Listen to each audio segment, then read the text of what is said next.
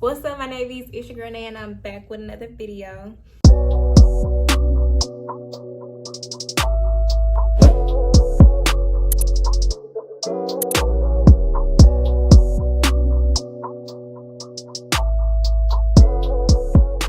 So today's video is how to find a home for your business. So as some of you may know, if you're not new here, my name is Danae Chanel, and I opened a beauty bar at 21 years old. And so I'm just gonna give y'all a little game, or really just share my experience on what it took and how I found my location. So I'm just gonna kind of run through the steps. I believe I have about 5 steps that you would need to take to obtain a piece of real estate for your business, whether it be a beauty bar, whether it be a print shop, or whatever industry or business that you're in. I'm pretty sure that you'll be able to find some tips and things that I did to help you find your home for your business. So if you want to see how I did it, then just keep watching.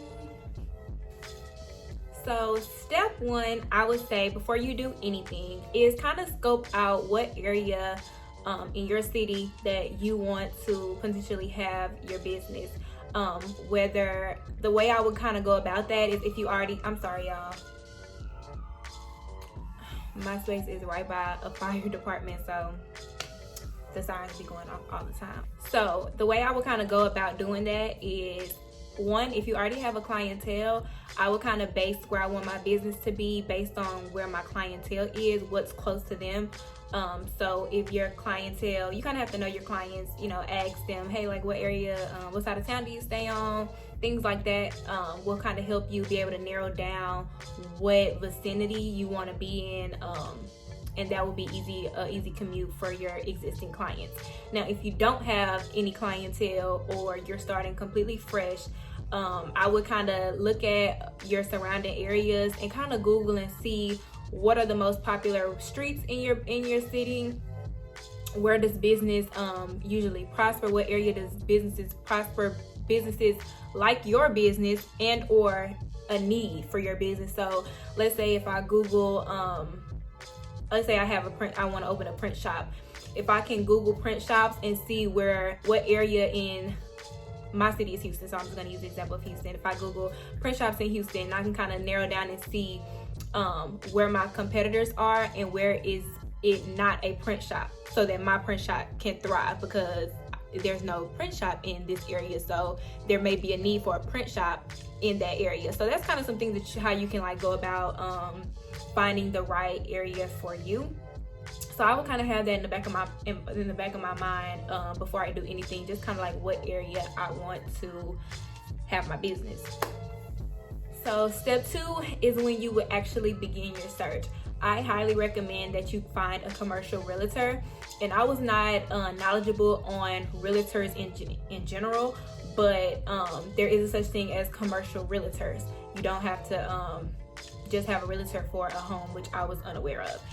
And you don't have to have any money to pay them up front, which is another thing that I didn't know. So my mom was like, hey, like I know this lady, and I'll definitely put my realtor contact information down below. She's amazing. Her name is Michelle Johnson.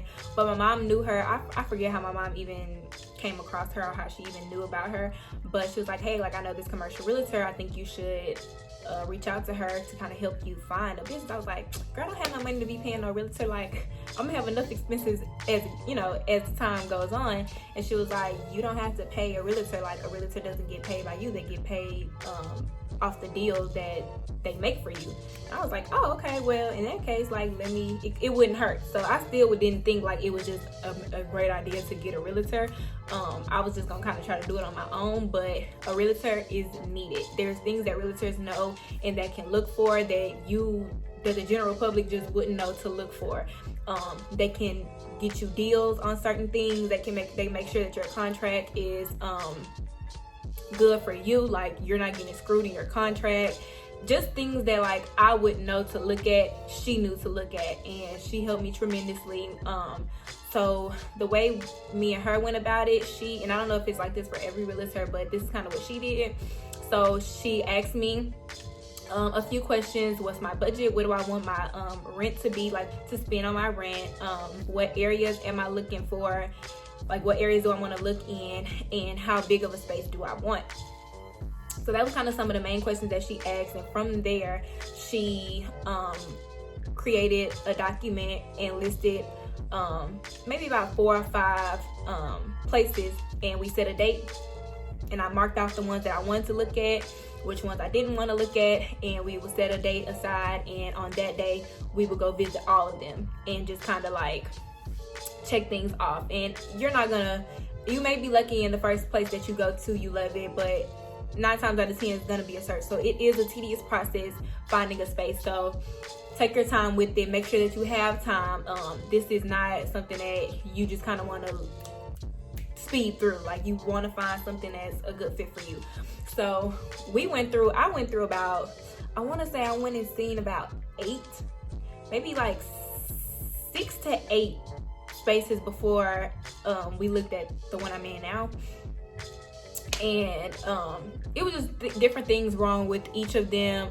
There were certain things that I wanted in the space that I just feel like wasn't non-negotiable, and the realtor really helped with that. She was I'm selling my realtor, y'all, period.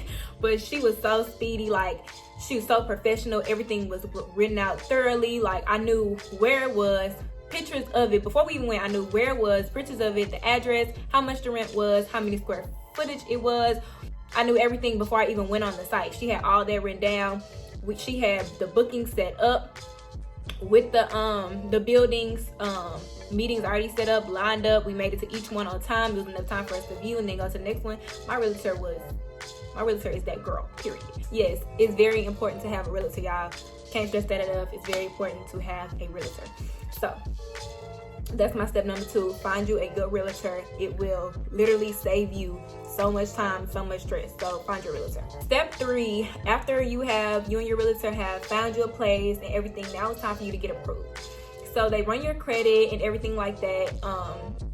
I didn't have any credit, basically, so no credit is considered bad credit in the world of credit. So me alone, I was not just able to get it. I had to get a co-signer on my lease. So if you have good credit, you may be able to get approved. But I didn't have any. I don't have an apartment in my name or anything like that. I don't have anything big in my name until now. Like, my shop is in my name, but I had to have a co-signer because of my credit. So depending on your situation, you may or may not need a co-signer to get approved, but you will have to go through an approval process. Yeah, whatever that looks like for that building, you know, it will differ, I'm sure. So step 4 is paying your deposit. So the next thing you will have to do is like pay up your deposit. So they'll like want a security deposit just to put down.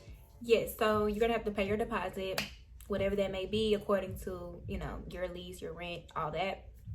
So you'll pay your security deposit. So make sure that you're prepared to pay your deposit, because they gonna want that, girl.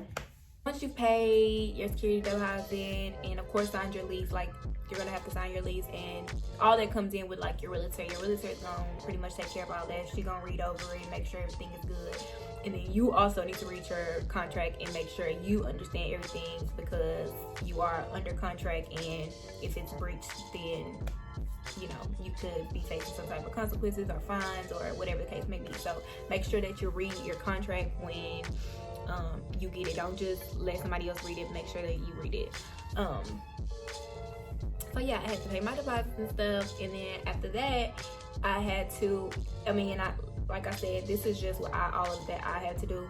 The next step I had to do was pay my construction fees and everything like that. So I had to get it was carpet in here at first, so I had to pull up the carpet, get floors in here. There was like some electrical lines, and if I have a video, I'll insert it right here, but it was like some electrical lines and stuff that they had to pull up. They had to pull up the carpet and lay flooring, and then they also had to paint the walls, and they had to do a few things like in the restroom. So all that came out to like $6,000, I believe. I screenshotted an email between me and my realtor. Let me see. This is an email from August 6, 2020, and we ended up getting quotes. So we were trying to find the best contractor and they wanted to, they being my landlords, they wanted to be able to provide like the contractors just so it was like professionally done. But I could have gone out and found contractors myself, but it's really hard to find a good contractor, so I kind of went with the people that they have used frequently, just so I can make sure, you know, my work was done good. But my total for that was $65,000. I mean $6,500. So it was a lot of money to like get the floors and the walls painted and everything like that, get the electrical pulled up and the things that they did in the restroom. So if you have any renovations to do, that is when that is going to start. After you sign your lease and stuff, then renovation is going to start, and they're going to want their money. So yeah. And I'm not gonna lie, y'all, I did not think that it was gonna cost that much. Like when I first came in here and seen the space, I was like, oh my god, this is perfect. Like I love it. I'm gonna get the floors out, I'm gonna get the walls painted.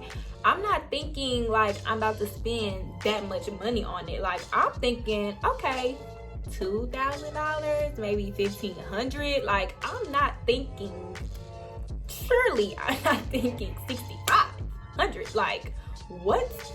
So floors and painting cost a lot of money if you go to I guess reputable contractor. If you can find somebody that can do it for cheaper, then kudos to you.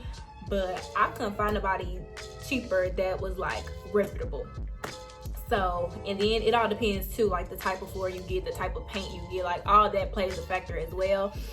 And so it took a long time, actually. Let me talk about that. It actually took a long time, longer than it normally would, because mind you, I was getting this done in August of 2020. This was right in the middle of the pandemic. So like all the materials and stuff was coming in slow.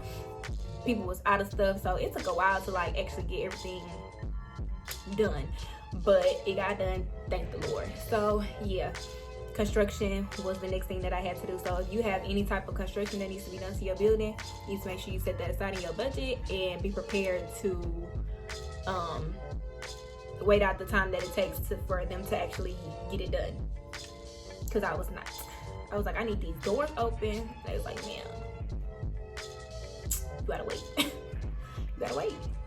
So after everything is done with like the building itself, like the floors, the walls, you got the space, all that, once all that's done, now you're gonna have to go into finding your permits. What permits do you need to be open? Whatever that may be for your business, you need to figure that out, and you need to go apply and pay for those permits and everything, so that your business can be legal and all that good stuff.